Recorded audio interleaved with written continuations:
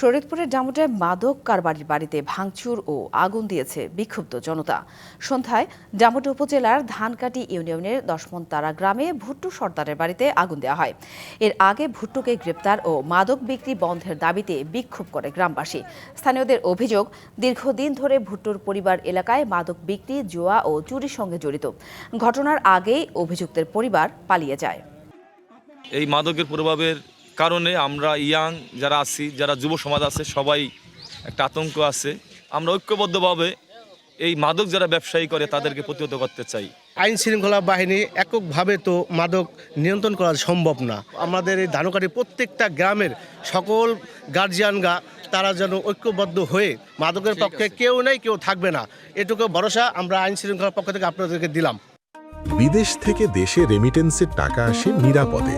তাই আজই আপনার আপনজনকে বলে রাখুন, রেমিটেন্সের টাকা যেন শুধু নগদেই পাঠায়।